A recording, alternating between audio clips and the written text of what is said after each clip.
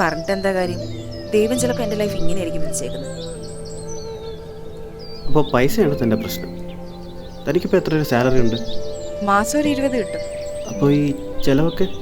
അങ്ങനെ ചോദിച്ചാൽ 7,000 house rent പോകും, 4,000 അമ്മയുടെ മരുന്ന്, 5,000 അനിയത്തിയുടെ ഫീസ്, പിന്നെ ബാക്കി വരുന്ന 4,000 രൂപയ്ക്ക് വീട്ടു ചിലവും ബസ് ടിക്കറ്റും ചിട്ടിയൊക്കെ ആയിട്ടങ്ങ് പോകും.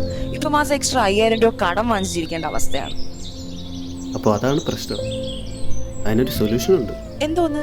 എന്നെ പോലെ 20,000 രൂപ സാലറി ഉള്ള ഒരാളെ കെട്ടിയാൽ പോരെ? ആ, നല്ല ബെസ്റ്റ് സൊല്യൂഷൻ. എൻ്റെ ഒരു അവസ്ഥയിൽ ഒരു കല്യാണം കഴിക്കാൻ തന്നെ നല്ല പാടാണ്. അപ്പോഴാണ് എൻ്റെ ഒരു അവസ്ഥ മനസ്സിലാക്കിയ ഒരാൾ കൂടെ നിൽക്കുമെന്ന്. ഒന്ന് പോയേ നീ. അല്ല, അങ്ങനെ മനസ്സിലാക്കി തൻ്റെ കൂടെ നിൽക്കാൻ ഒരാൾ വന്നാൽ താൻ സമ്മതിക്കുമോ? ഓ, ആര് വരാനാ? എങ്കിൽ തന്നെ ഞാൻ കെട്ടട്ടെ.